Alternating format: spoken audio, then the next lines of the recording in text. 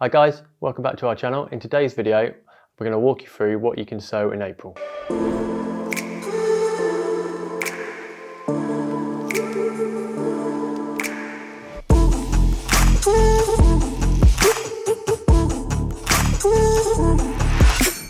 Carrots.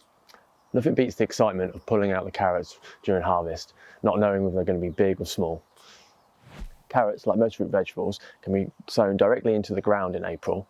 However, we're not past the last frost, and if they've germinated, you might need to cover them with a cloth or a fleece.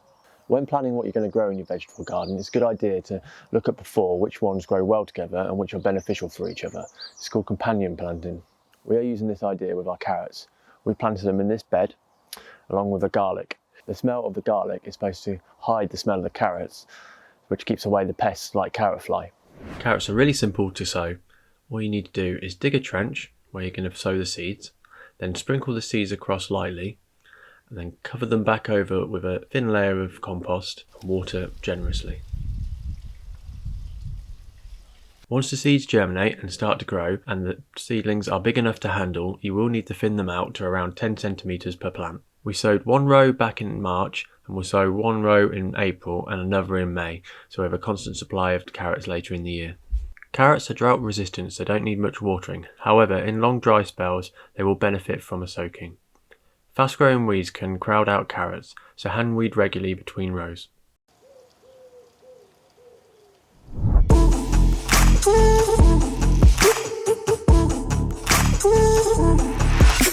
Beetroot. If you're looking for something easy to grow, beetroot is a great option. It does like a sunny location, so make sure you put it somewhere where it's going to get lots of light. Like carrots, beetroot can be sown directly into the ground in April. However, you need to keep an eye out on the weather, and if you hit a real cold spell, you will need to cover it with a fleece. They do say the germination of beetroot seeds can be hit or miss, as they don't like too hot or too cold. However, we've not found that's the case. They've grown really well wherever we've planted them. Last year we planted them in our double raised bed over there. And we got a great harvest. This year we're going to try and grow them in this bed underneath where the squash is going to grow. Beetroot are super simple to sow. What you need to do is dig a trench like you did with the carrots, sprinkle the seeds thinly, then we like to cover them with a thin layer of rich seed compost and then cover them back over with the soil we took out from the trench. Then you need to water them thoroughly, and then once they germinate and are big enough to handle, you will need to thin them out to around 10 centimeters per plant. During dry spells, water every 10 to 14 days. Sow small batches at fortnightly intervals from April to July for a succession of tender, tasty roots. If you sow them directly in the ground now, you're looking for a harvest around June, July time.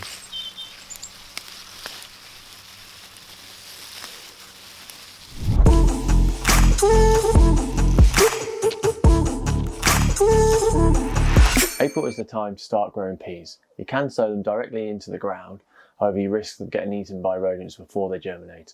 To get around this, a lot of people grow them in gutters, which is what we're trying this year. We're growing two types of pea, a green hearse pea, which is a bit more of a standard pea, and some mange 2, which we absolutely love. We use it in stir fries all the time. To grow peas in gutters, get a piece of guttering that's the same length as the bed you will later transplant the plants into. Fill up halfway with a rich compost.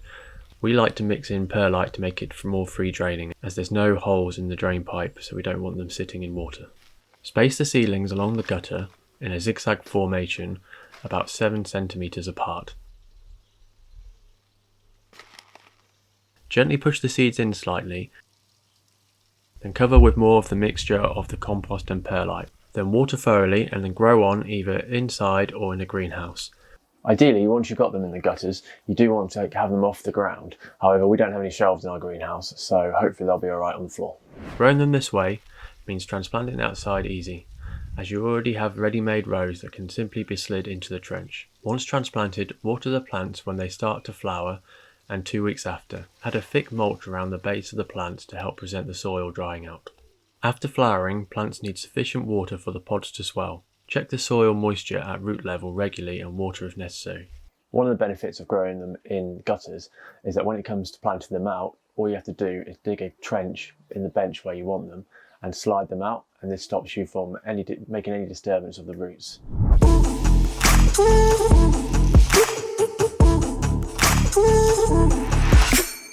Tomatoes are our favourite thing to grow so far because they are really easy, and it's not too late to sow them because last year it was about this time when we managed to get some seeds and start sowing them, sort of beginning of April.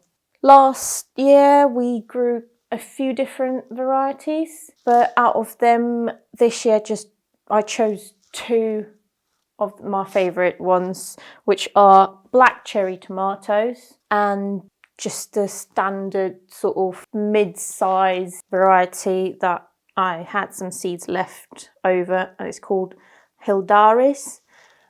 These were the last seeds I've used this year, so I'll try something different next year. As you can see, they are a few different sizes, but most of them are quite big already because this year we were eager to start early and we sowed them January, February.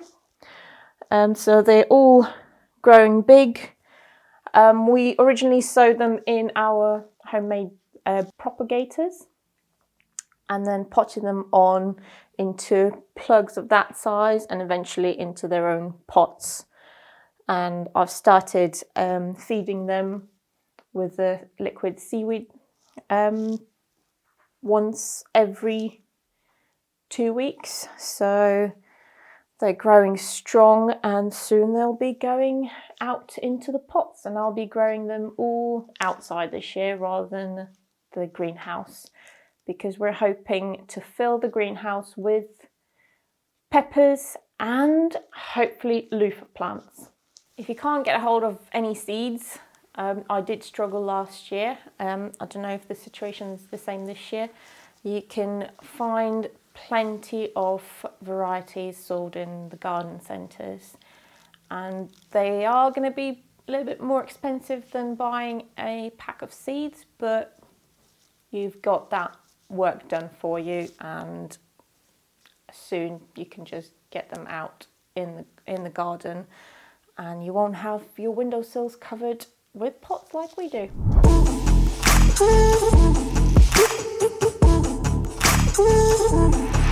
Potatoes. Again, a lot of fun when harvesting, digging out of the ground, the excitement of not knowing what you're going to get.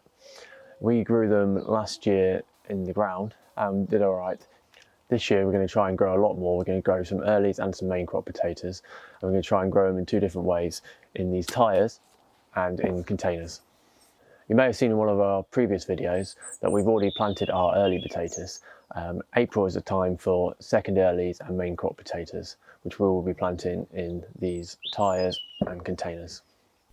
So to grow potatoes, you will need to chit the seed potato for a couple of weeks before you plant them. This is when you place the seed potato in something like an egg box and leave them in a light, dry place, like a north-facing windowsill. The process for growing potatoes in tyres is quite straightforward. Line the inside of the tyre with a reusable plastic bag. This is to stop the rubber contacting the soil. Then fill a thin layer of compost in the bottom of the tyre. Place your seed potatoes around 30 centimetres apart with the sprouts pointing up, and then cover with at least 5 centimetres of well-rotten compost. To increase the yield of your harvest, once there is about 7 centimetres of growth above the soil, cover it with a layer of compost or straw. This is to encourage the plant to grow more tubers, therefore more potatoes rather than more foliage. It is pretty much the similar process for growing in containers as well. You want quite a deep container, so you can keep adding the layers of compost to encourage more potatoes to grow.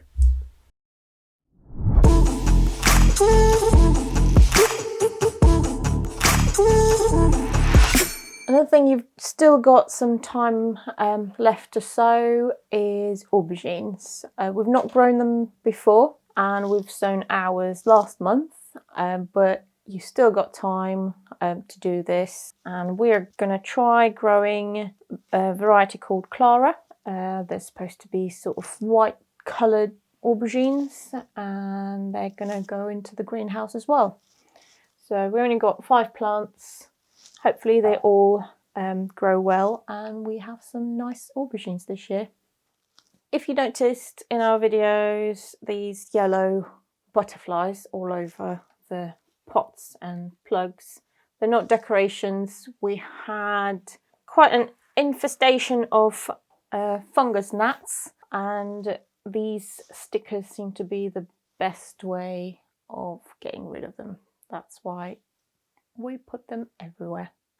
As with tomatoes, we've sown aubergines together with peppers and chilies in the plastic bottle propagators, and then potted them on into these plugs. And once they grow a little bit bigger, they'll go into their own pots and then eventually into the greenhouse.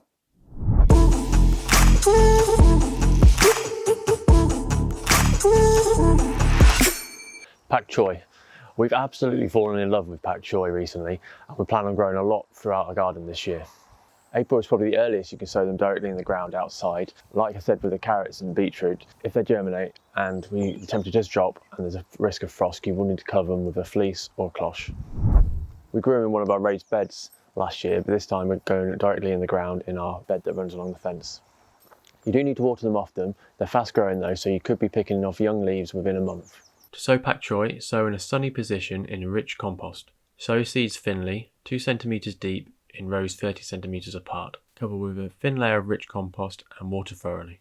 Gradually thin seedlings to 10 centimeters for baby leaf or 30 centimeters for mature plants. The thinnings can be eaten. Keep plants well watered throughout the growing period to avoid bolting, which is running to seed, and lack of flavour.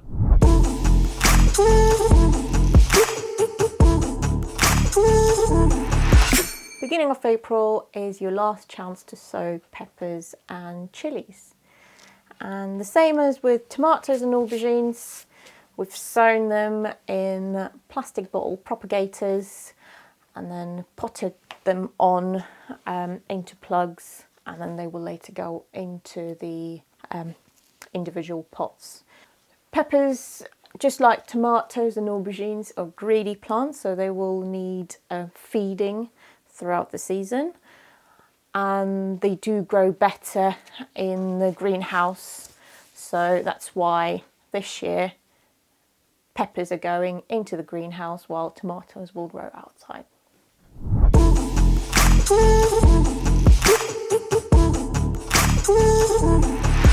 Radishes. Radishes are not picky about where they're grown. We grew them last year in one of the raised beds and got a great harvest. This year we're growing them directly in the ground. Once they germinate and are big enough to handle, you will need to thin them out to around 15 centimeters per plant. It's best to sow radish seeds little and often for small but continuous harvests. Aim to provide consistent conditions to ensure they grow well without any checks to their growth. Sow in the spot where they're to grow. This can be in the ground, in a container, or even in a growing bag. Sow seeds about 1 centimeter deep and 2.5 centimeters apart. Summer radishes need to be grown steadily and harvested young to ensure they remain succulent. If left too long, they become woody and inedible. Pullers required, but before they get too large. If sown directly in the ground now in April, you should get a harvest from about June onwards.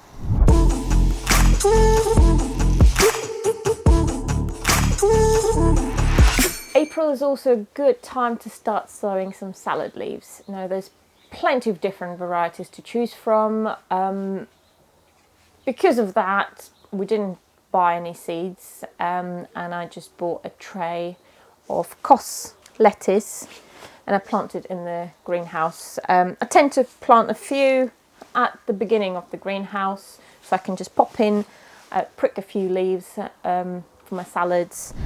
While the greenhouse is not ready for peppers and aubergines, I've also sown some spinach at the back, just under the camera.